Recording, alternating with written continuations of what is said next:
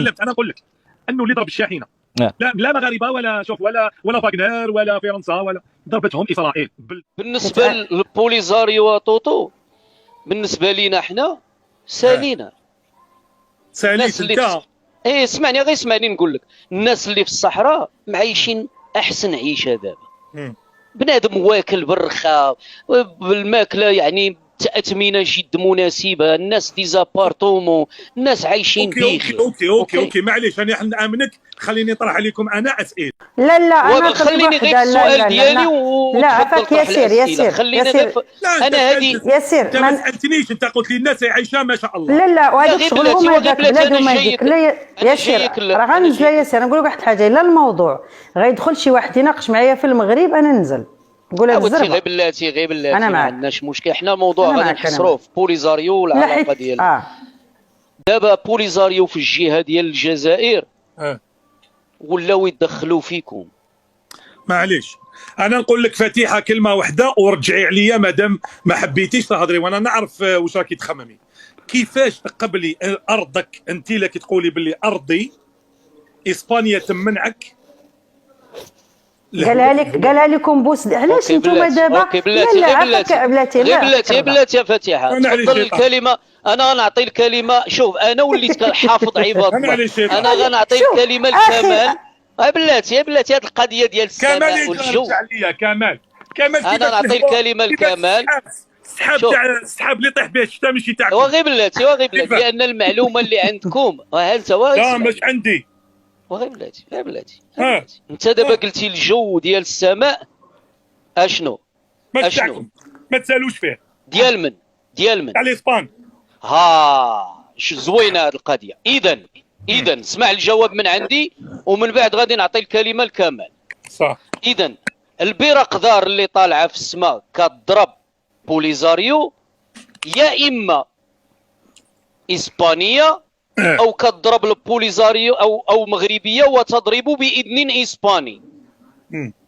انت جاوبني، واش هي اسبانيه ام كتضرب باذن من اسبانيا؟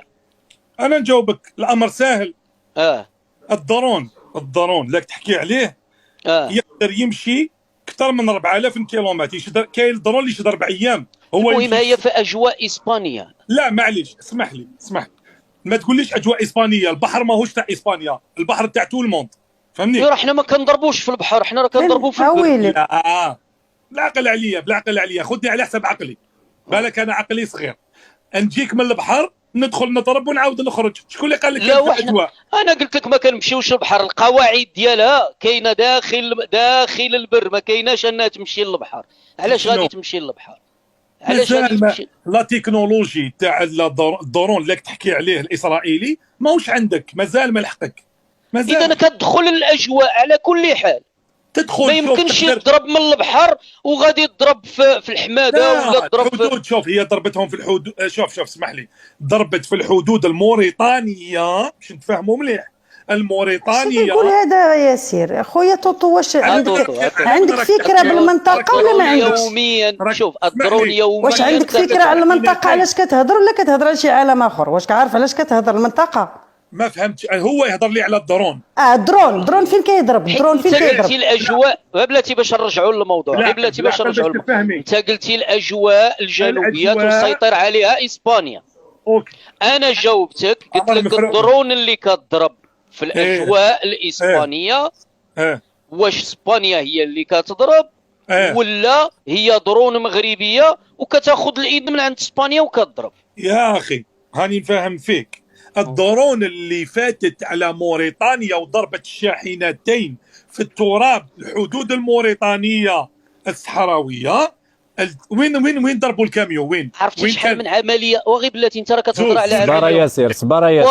صبر ياسير شتي ملي كان المنتخب كيلعب. غير انا نقول له ياسير، انا عارف بين ما عندك الطرح. غير بلاتي يا كمال انا غادي نعطيك. انا كنهضر غير في الهوامش، انت غتعطيه كيفاش. شتي ملي كان كيلعب المنتخب كل مباراه فيها الضرب ديال الدرون، ويوميا كضرب الدرونات. طوطو يوميا كضرب الدرون. ما سمعناش، احنا سمعنا وانت ما سمعتيش. انا كنقول لك يعني انا كنعطيك. انا تسمع 2 عمليات سمعنا بهم. السلام عليكم.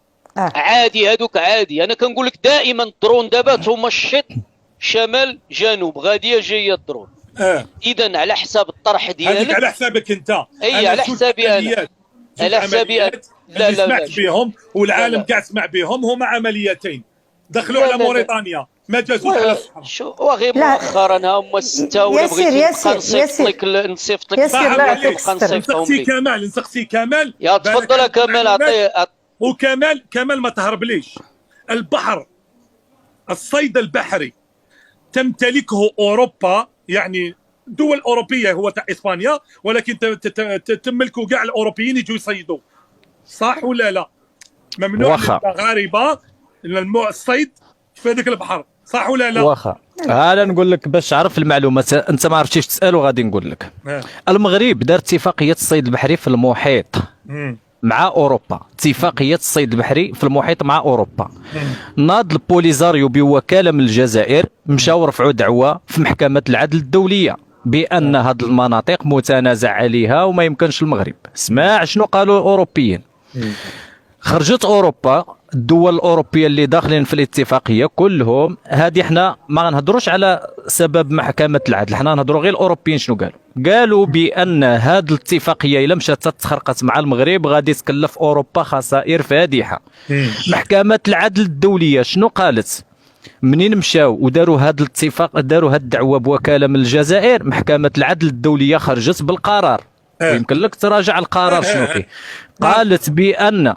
قالت بان الصيد البحري، الاتفاقيه اللي ديرها مع المغرب مع اوروبا فهي شرعيه. وهذه الدعوه اللي قام بها البوليزاريو بوكاله من الجزائر دوله، لكن هذا الكيان ليس معترف. انا كنهضر مع المغاربه لم يسمعوا فيه. لاش كنغلط المغاربه؟ علاش غلط في المغاربه لم يسمعوا فيه؟ اسمعني انت اللي وغيف الاتحاد الاوروبي تعاقب، والمغرب خلصت يعني بروسي كيما نقولوا اموند على جبدوا لي، عطيني بلاتي، اسمح لي كمال، جبد لي. لا جبد لي الارتيكل، لا جبد لي، جبدوا غير جبدوا عافاك اختي. لا ولكن جبدوه. انا نقول لكم، انا غنسحب من الحوار لحقاش انا هاد الاخوه بحال هاد الشكل ملي كيطلعوا ما خصكش. لا وغير خليه. لا غير صباري. لا اسمع، لا غير سمعي شنو قالت محكمه العدل الدوليه. قالوا بان هاد الدعوه اللي قامت بها البوليزاريو فهي لاغيه. علاش؟ لانها ليست دوله وغير معترف بها. فهمتي؟ يعني اتفاقيه الصيد البحري هما عندنا كيصيدوا السفن ودايرين الاتفاقيه مع اوروبا، وخير دليل اجي تما وشوف بعينيك. وين تصيد؟ كتصيد في المحيط الالوي، فين بغيتي يصيدوا؟ في المحيط الاطلسي كاين السفن كيصيدوا. واجي نزيدك حاجه غير اسمع انا نقول لك واحد الحاجه. اجي نقول لك اطوطو غير اسمع. هل الجزائر أنشأت الميناء في قلب موريتانيا باش تربط العلاقات مع أوروبا بحسب الاتفاقية الصيد البحري اللي كانت خرجت كتقول أوروبا إلا لغيتوا الاتفاقية مع المغرب غادي نديرها معكم أنا؟ درتوا الميناء ياك حتى السفن لقاو عند الجزائر راهي في مشروع تاع الحمدانية، وانت تعرف بلي شمن مشروع تاع الحمدانية؟ اكبر ميناء في اسمع راه خرج وزير الملاحه ديالكم ووزير الملاحه والصيد البحري ديالكم. اسمع وزير الملاحه والصيد البحري ديالكم قال هذه الاتفاقيه ما يمكنش تمشي. علاش؟ حتى السفن اللي قلتوا غتصيدوا بهم لقاو فيهم نظام عندكم سفن قديمه نظام التبريد فيها ما خدامش والله ما خدام. شغل زيمبابوي، الجزائر شغل زيمبابوي. ونزيدك حاجه اخرى على حسب المجال الجوي ديال اللي الصحراء المغربيه اللي كتكلم عليه. المغرب الملك محمد السادس في خطاب عيد العرش شنو قال؟ قال وإن المنظور الذي سيرى المغرب به حلفاءه هو عن طريق منظور الصحراء المغربية. يعني أي حالف غيقول لي أنا معك عن طريق الصحراء المغربية. يعني اسمع، ورفض ديك القضية أنا حقا في الحياد السلبي ولا في الحياد الإيجابي، أجي وطبق معايا. ما كاينش الحياد، حتى موريتانيا كانت في الحياد السلبي للمغرب. ومنين خرج الملك بهذا الخطاب خرج اش كيقولوا له هذا الرئيس ديال ولد غزواني كيقول بأن الحياد ديالنا عمرو يكون سلبي على المغرب. خرجوا الجرائد كيكتبوها في موريتانيا. سمع ولدي طوطو اخاي، ثم عندكم مشكل مع موريتانيا وعندكم مشكل مع الجزائر. فراسك يعني راكم فراسك باللي موريتانيا في مؤتمر مدريد فاش كانوا داروا مؤتمر حلف النيتو في مدريد عيطت اسبانيا لموريتانيا وحذرتها باش ما تدخلش المغرب مع موريتانيا كلها تاعنا كولايور، صح ولا لا؟ لا اسمعني الريسوني اصلا بعد شكون هو؟ واش هو مسؤول حكومي؟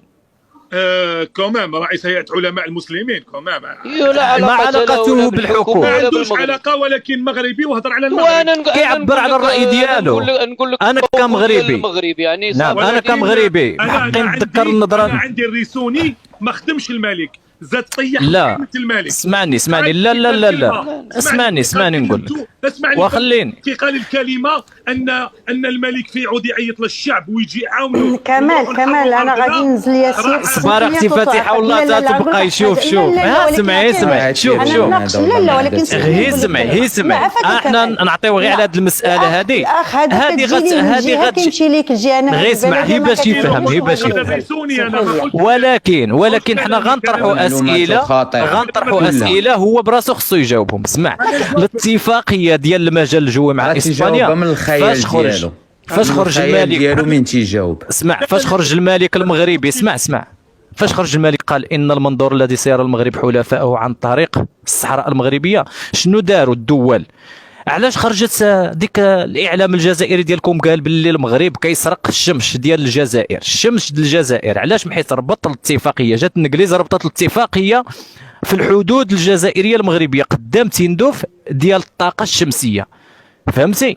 يعني قالوا كتسرقوا. اسبانيا شنو دارت باش غدير واحد الاعتراف ضمني بالصحراء المغربيه؟ مشات ربطت اسمع بان الطيران الجوي دارت اتفاقيه مع المغرب فين؟ ماشي على حساب الصحراء، الاتفاقيه اسندت واتفقوا عليها في العيون. اي اتفاقيه كتفق شي دوله مع المغرب في العيون فهذا كيتسمى اعتراف ضمني بان الصحراء مغربيه. شنو دارت؟ قالت بان الطيران الجوي غادي يدوز مرورا من الصحراء المغربيه مرورا عن طريق جزر الكناري. واسمع علاش كتقاطعني؟ دير كاس افريقيا وروح دير ملعب في العيون، واحد ما يقبل لك، ممنوع. ارض حتى الان مازالها في كيفاش ملعب؟ يعني ما كاينش ملعب في العيون. واش كتقول؟ واش هذا السيد اللي كتناقشوا انسان على ارض الواقع ولا مريض؟ واش هذا السيد ولا خويا توتو يعني ما كاينش ملعب في العيون؟ لا كاين ملعب صح. انت تجيب فريق كما نقولوا فريق زعما فرنسي ولا اسباني، روح جبنا مارادونا لعب في العيون. مارادونا بلاتي على مارادونا بلاتي الريلي جبنا العالم فريق انترناسيونال. اسمعني دير فيه كاس افريقيا، اسس فيه كاس افريقيا يا سيدي، كرة اليد كاس افريقيا ديال كرة اليد كنديروها بلاتي يا فتيحه غير بلاتي يا فتيحه. دابا انت الا استضفتي كاس افريقيا، كاس افريقيا غتديه لبشار ولا تندوف؟ نديه. راه جاو جايين تاع الثوره، حيلعب رونالدو، حيلعب في الثوره نورمال، حيلعبوا فين يلعب في بشار وتندوف، تديهم يلعبوا او جايين يلعبوا كاس العرب، هم جايين يلعبوا. تدي منتخب عالمي انترناسيونال دولي لبشار يلعب فيها. هذاك النصر السعودي راه جاي يلعب مع الثوره في بشار. يا اخي العزيز راني نحكي لك على ملعب يلعبوا فيه شغل لا كاف ولا لا فيفا يعني تطوريزيك تعطي لك هذاك الملعب. لا احنا ما كنعتمدوش على، احنا كنعتمدوا على الملاعب اللي عندنا كبيره دوليه انترناسيونال نلعبوا فيها. اما الصحراء عندنا فيها قنصليات ديال العالم كاينين في الصحراء، قنصليات العالم في الصحراء. كاين مكاتب. السلام عليكم. قنصليات ياسر باش نرجعوا للموضوع ديالك انت. ها هي خيتي صحراويه. باش نرجعوا للموضوع ديالك انت، قلتي بان الطيران المغربي هز ومشى في موريتانيا وضرب ديك السائقين ديال ديك الشاحنات ثلاثه ياك؟ واخا شكون هي الدوله المسؤوله على الارهاب في الصحراء الافريقيه؟ شكون الدوله المسؤوله على الارهاب؟ الدوله اللي كتحارب الارهاب في الصحراء ديال افريقيا. فرنسا. هاكاك تقرير ديال فرنسا على ديك المسؤولين بعد ما خرج ولد الغزواني قال بان ديك سائقين الشاحنات ما ماتوش في الحدود الموريتانيه. وين ماتوا؟ شنو قالت فرنسا؟ ايوا سير سول. قال هذاك الولد الغزواني قال ماشي في الحدود موريتانيا المغربيه. شنو خرجت فرنسا اللي مسؤوله على الارهاب شنو قالت؟ على باليش انت على بالك يا خويا. لقات القبض على 3 القياديين من حركه من هاد جماعه البوليزاريو، واحد سميتو عبد الوهاب قيادي في حركه البوليزاريو. فهمتي؟ لذلك اللي قتلوا لكم السائقين الشاحنات ديالكم هما البوليزاريو الفاعل اللي مربينهم تما. وعلاش داروا هاد الخطوه هذه؟ علاش داروها؟ باش المغرب يدخل في عداء بين موريتانيا وبين المغرب، يبقى عداء وندخلوا في حرب. لذلك قلت الغزواني كانت العمليه الاولى ولا العمليه الثانيه؟ كاينه واحده في موريتانيا ولا ما كاش؟ هذيك العمليه الثانيه خرجوا اتهموا جماعه الفاغنر، حيت كانوا تما كاين شي افارقه سود قالوا بان هادو اللي داروا العمليات اصحاب ذوي بشره بيضاء، وعطاو يعني المعلومات ديالهم على انهم هم الفاغنر، وحتى النظام ديالكم قالوا باللي الفاغنر هما اللي داروها.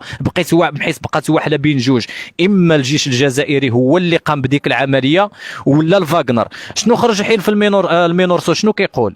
المينورسو شنو قال بان ديك الشاحنات اللي تعرضوا لديك القصف قالوا بانهم دازوا في المناطق العازله وتم تفجيرهم بحق الالغام اللي كاين في المنطقه الصحراء. دوك اسمح لي، راك تقول لي ماشي قصف، ماهوش قصف، وانفجار. الشاحنات اسمع دابا انت هضرتي، اسمع انت هضرتي على العمليه الاولى والعمليه الثانيه. العمليه الاولى اسمع، العمليه 2016 فرنسا حملت المسؤوليه لمن وجابت حتى قيادي راه مقبوط عندها ديال البوليزاريو سميتو عبد الوهاب، بحث في هذه المعلومه.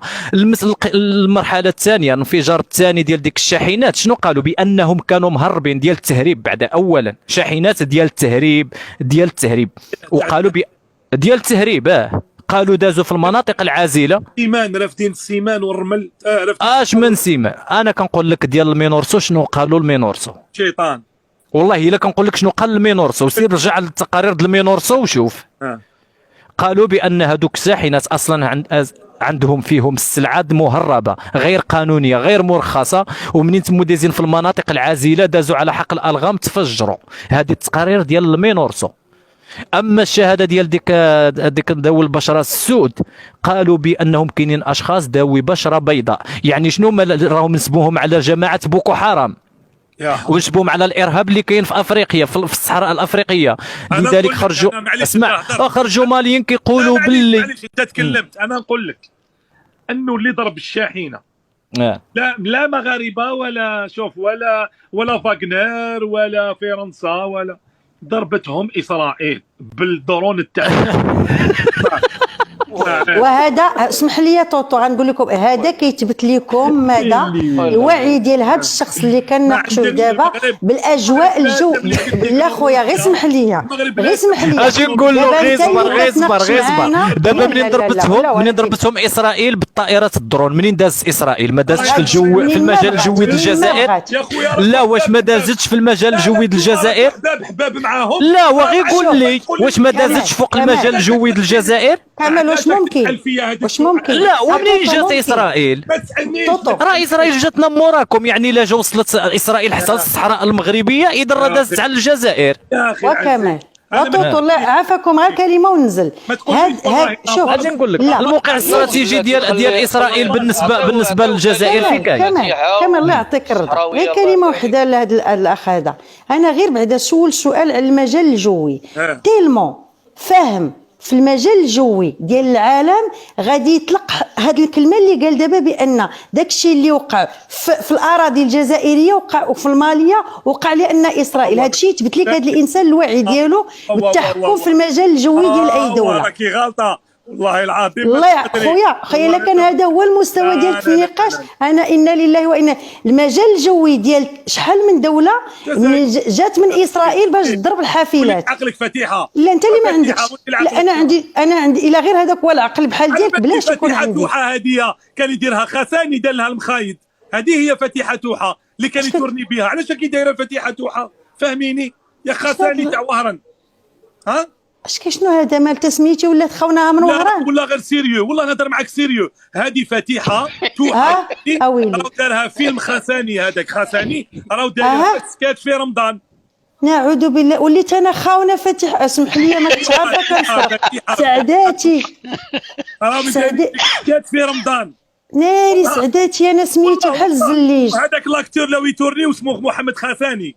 يا سعداء شكرا على المعلومه ناري. اللي دار الفوضوي ياك تعترف ان هناك الفوضوي وين فوضوي سعداتي تا انا سرقت شي حاجه للجزائر. اسمع انا غير حاجه وحده نقول لك طوطو، انا نقول لك اول مره غنتفق مع طوطو. اسمع انا غنتفق معاك طوطو. اسمع ديك السائقين الشاحنات واش اسرائيل فاتحين معاها المجال الجوي؟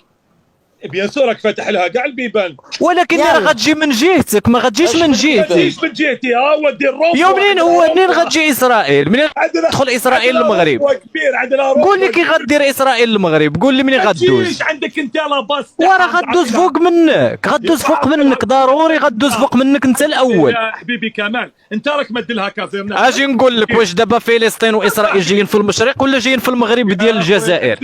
المغرب فيها غير قول لي فيها تكانات. شوف شتي اسرائيل انا نقول لك منين غدوز، شتي المحيط الاطلسي ديالكم، اش كيقولوا له البحر الابيض المتوسط ديالكم، البحر الابيض المتوسط ديالكم عرفتي منين غادي تدخل البحر الابيض المتوسط؟ يعني باش ما تخرقش المجال هذا الحدود ديال المياه بينكم وبين اسبانيا، غتزيد واحد 20 كيلومتر طول في البحر الابيض المتوسط وغتولي تدور واحد 90 درجه باش غتخرج في فلسطين. يعني حنا لا جات فلسطين لهنا اسرائيل ما يروحوش ما والو لاباس بهم. وانا كنقول لك يا راه لا بغات تدخل ولا بغات تدخل غدوز على الجزائر اصاحبي. كمال والله العظيم الا عندك الخاطر والله ما كيعرفوا حتى فين كاينه فلسطين. ما يروحش لاسرائيل او قاعد طوطو ما تنزلوش لمستوى النقاش. طوطو نزلتي النيفو بزاف طوطو.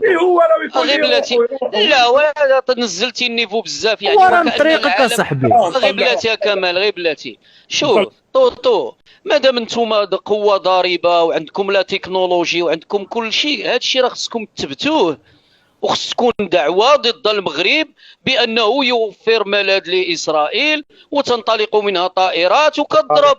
ايوا فينا هذا الشيء؟ فينا هو؟ ما عندكمش. فينا هو؟ شوف دابا هذا عيب وعار ان اسرائيل كتطلع في الاجواء. لا عادي. وغير اسمعني وخليني اعطيني لحظه ندوي، اعطيني شويه ندوي. انا من قبيله وكنبقى ساكت. بالمغرب وغير اسمعني اللي يشطح ويخبي اللحيه تاعو. يا اسمعني ما كاينش شي. وانتوما خصكم تبينوا اللحيه. خليني ندوي معاك. انتوما خصكم تبينوا مادام انتوما عندكم كاين واحد العداء ما بين المغرب والجزائر على صعيد الانظمه. لا غير اسمعني وخليني نكمل لك الجمله. خليها الفوقه على صعيد الانظمه يعني النظام ديالكم مع النظام ديالنا. اوكي يعني هذا النظام الجزائري عنده هاد الهديه الكبيره اللي غيبين للعالم بان طيارات كتنطلق من الاراضي المغربيه وما قادرش يعني يكشف عليها العالم ويبينها بالدليل وبالبرهان. فينا هي كاين بالبرهان وحطها في الامم المتحده. ما كاين. انت ما سمعناش اسرائيل. لا اسمح لي نزلنا النيفو بزاف. هذا يعني يا طوطو ان جبهه البوليزاريو هذا الكلام ديالك اللي كتقول كيعني ان جبهه ان اسمعني وخليني نكمل الجمله ديالي. لا ماشي نقاش. خليني نكمل الجمله ديالي. انا عندي علاقات مع اسرائيل مالي دايرها مخبيها. انا ما مخبيهاش. ولكن هذا يدل على ان جبهه البوليزاريو اصبحت لها سلطه داخل الجزائر، والبوليزاريو اصبح مواطن بدرجه ممتازه، والجزائري اصبح بدرجه غير درجه البوليزاريو. خويا والله غير ربي يهديك. انني نهبط للجزائر انا ما جامي شفت واحد من البوليزاريو. والله غير ربي يهديكم. والله ما نعرفوه ما كنلاقيه نسلم عليه. واش راكم والله بيرميسيون اللي عندهم ديال السيارات، الحقوق اللي عندهم في امتلاك السيارات ما عندكش انت طوطو. يا خاوتنا اللي كاين بوليزاريو هنايا ارواحوا خاوتي عندي نرحب بكم. ما كاش مشكل خوتي المغاربه ارواحوا عندي ما كاش مشكل. توانسه ما كاش مشكل. خويا العزيز انا مانيش نشوف هذا البوليزاريو انت راك تشوفه. لا اخويا انا نخاف على راسي. انا عندك بوليزاريو انا ما نمشيش انايا. ياسير ممكن انا غنزل. واش عندي لك سؤال يا ياسير دابا هذا اللايف شنو هو المحتوى منه؟ المشكل انا جاوبني واحد الاخ اللي هو لحد الان عطاني جواب صريح. كان معنا واحد الاخ سميتو سمير السيد هذا ما هذوك انا لحد الان كنطرح نفس السؤال. هو يعني طوطو وكانه من جهه البوليزاريو تا هو كيوفر لهم الغطاء. كنقول له بان على مستوى فتيحه هكي حيبان نصفق لك ونعيط لك للصحراء المغربيه ونغني لك. لا خويا ما طلبتكش حتى جات الصحراء المغربيه بلا شي الصحراء ما كنناقشهاش معاك. اي باش تعرف الخريطه العالم، باش تعرف الخريطه العالم فين كاينه فلسطين وفين كاينه المغرب وفين كاينه الجزائر، فهمتي؟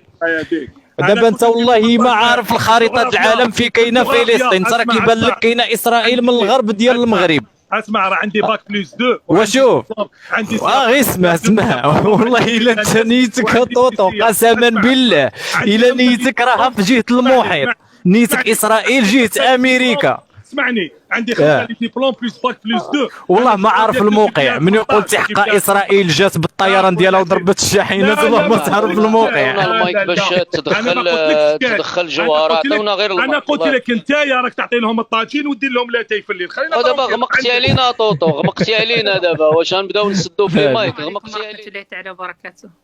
السلام. مرحبا. اولا هذا الاخ اللي قال لك خلوا الحوار يكون جزائري مغربي، لم نرى حوارا جزائريا مغربيا، لانك كل ما مره كتدخل جبهه البوليزاريو في الموضوع. اذا انت قبل قليل تحدثت وقلت جبهه البوليزاريو، ونتحداكم قلت على انكم تعودوا في الصحراء وانكم العلاقات ديالكم مع اوروبا والصيد البحري وما الى غير ذلك. اذا انت هنا يعني تزكي البوليزاريو وكتجيب بعض الاكاذيب والالاعيب اللي غير موجوده. اذا انا نتحداك اليوم شكون اللي كيصدر من الاقاليم الجنوبيه الى اوروبا؟ اذا المنتجات المتواجده في الاقاليم الجنوبيه سواء من الخضروات سواء من الاسماك وسواء من كل شيء اللي هو صحراوي المتواجد في الاقاليم الجنوبيه يصدر الى اوروبا، وهو يباع عندك في الكارفور ويباع عندك في السوبر ماركتات اللي موجوده عندك حتى في فرنسا. اذا لا الطومات واللي كل شيء اللي موجود من الخضروات اللي متواجده جايه من مدينه الداخله وجايه من وادنون وجايه من الاقاليم الجنوبيه المتواجده. اذا هذا من جهه. من جهه اخرى البوليزاريو بحد ذاتها دفعت الدعوه ضد المملكه المغربيه في بريطانيا على انهم يحبسوا المنتجات او انهم يحبسوا انهم يعرضوا المنتجات ديالهم او انهم ما يستقبلوش الصادرات المغربيه اللي موجوده في الاقاليم الجنوبيه. اذا وماذا ردت عليهم بريطانيا؟ بريطانيا والغت هذا الطعن هذا اللي دارته البوليزاريو، وقالت لهم نحن لا نعترف بكيان وهمي اسمه البوليزاريو لانه غير معترف بدوليا وليس بدوله. وهذا كذلك ما قالته محكمه القضاء الدوليه. دقيقه. وهذا ما قالته المحكمه وهذا ما قالته حتى الاتحاد الاوروبي. اذا اليوم المعاهده اللي موجوده ما بين المملكه المغربيه وما بين اوروبا، ياك سمعت؟ وكذلك مثال المنتخبين المتواجدين في الاقاليم الجنوبيه واللي هما عايدين في المملكه المغربيه هما اللي كيقرروا كذلك. اذا حتى الفوسفات اللي موجود اللي عايد في بوكراع راه يصدر للخارج. اذا انت هنا مانك عارف شيء. اذا الفوسفات يصدر من بوكراع من الاقاليم الجنوبيه الى العالم باسره وتقول لي على ان المغرب ما عنده سياده على ارضه. يعني انت فرحانه راهم يسرقوا لك ثروات تاعك؟ صنط لي هذيك ثروتي انا مغربيه. صنط لي شوف متى خليني نتكلم. ما تقاطعني. شوف انت مغرر بك بافكارك. انت قبل قليل تحدثت لا لانك لا تبحث. لو انك صنط لي وخليني نتكلم. هي راه عايشه في الصحراء، هي راه بنت الصحراء، شكون اللي يسرق لها؟ وخليني نتكلم. انا صحراويه مغربيه. هذاك تاريخي. أنا ماني مرتزقة.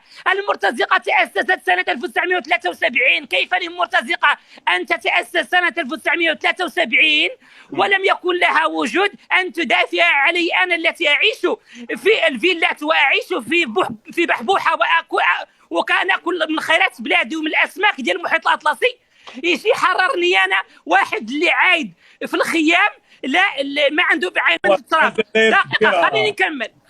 كبيرة وشي يجي يدير عندك في الصحراء. عندنا أكبر صحراء في العالم يجي عندك. الله يهديك. صنط لي. شوف هذا راه تقرير. شوف هذا راه قالها كريستوفر روز. لا قالت الجزائر. قالت هي لأن البوليزاريو عايشين في الجزائر ما غيجيش هذا. قالت خليط خالد من الجزائر وموري خالد سبحان الله. اللي في المخيمات هما خالد. البوليزاريو المتواجد اليوم في مخيمات تندوف ليسوا صحراويين، الصحراويين 2% فقط المتواجدين، ونحن نعرف أبناءنا المحتجزين في مخيمات تندوف. هذه واحدة. الثانية، ما هو دخلك أنت أو الجزائر في قضية الصحراء المغربية أو مشكلي أنا ماني مكلفتك أنت باش تدافع عني، أنا ماني مكلفتك. شكون أنت؟ الله يسهل عليك. شكون انت؟ انا بلاتي، ولكن المشكل يطرح نفسه حاني. المشكل لما يكون انت واحد من اولاد التراب، انت كجزائري تقول عنك حر، وتجي وحده مرتزقه من جبهه البوليزاريو وتقول لك على انت مانك ولد التراب، وتقول لك على انت ما عندك حق تتكلم في ترابك، وتجي البوليزاريو وتجي وحده من البوليزاريو لما تم حرق، لما تحرقت واحدة من البوليزاريو في الجامعة بالكهرباء، وسابقها بيومين كانت هناك امرأة تلد في المستشفى الذي توفيت فيه هذه المرتزقة. كمال خليني نرجع عليها دقيقة. كمال دقيقة الله غير تخلي لي كلمة نقولها. قبل يومين لما حرقت هذه من البوليزاريو اللي كانت في الجامعة في الحرم الجامعي، واحترقت بالكهرباء، وجابوها للمستشفى الذي توفيت فيه المرأة الجزائرية الحرة التي طبعا راحت ضحية الولادة، مشات تولد عندها توأمين، مشات تولد وماتت من جراء الإهمال، ودارت فيديو قبل أن تلد، فهمتني، قبل أن تلد، ولم يحرك أي جزائري ساكنا، ماتت مسكينة، لم تحرك أي جزائري ساكنا. ولكن لما حرقت واحدة من البوليزاريو كلها انتفضت وانتفضت، واصبحت الماريونيت الجيري كلهم كيجروا للجامعه، وجابوا لومبيلانس ودخلوها للوبيتال. الحمد لله حاجه مليحه بصح، حاجه مليحه مليح دقيقه. معليش حاجه مليحه. شوف يقول لك اختنا المغربيه، اختنا الصحراويه، سمعيني مليح. فرنسا نهار خرجت الحركه رموهم في مونبوليي وغلقوا عليهم. ديري في بالك باللي انا ما عندي ما رموهم في مونبولي. شنو نقول لك واحد الحاجه، انا ما عندي ما ينفعني في الصحراء، ما عندنا، انا الصحراء تاعنا وما نعرفهاش كومبلي، رحت البسكره ماكسيموم يعني 500 كيلو، وما زالت 1000 2200 ما قدرتش نهبطها حتى الغكار. ما عندنا ما نديروا بالصحراء، البترول كاين، غاز كاين، الصحراء ما عندنا ما نديروا بها.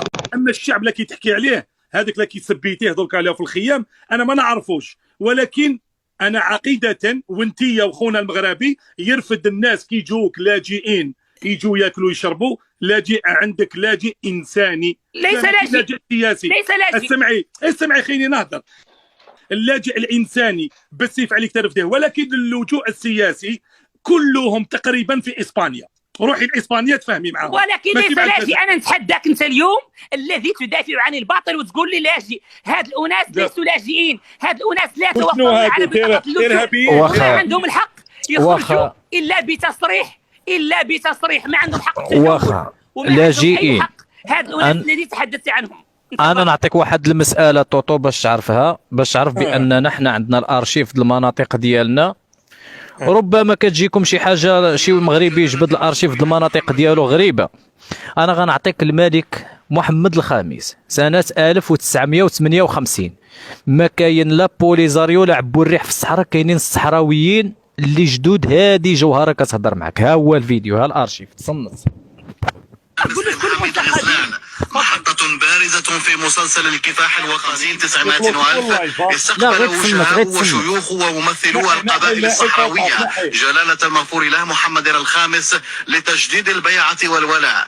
زيارة ملكية ميمونة كانت تعبيرا واضحا وقويا عن عزم الشعب المغربي بقيادة العرش العلوي المجيد على استكمال استقلاله، وهذا ما أكده بشكل صريح جلالة المغفور له محمد الخامس في خطابه السامي إلى سكان محاميد الغزلان، ومن خلالهم إلى الأمة المغربية والعالم أجمع.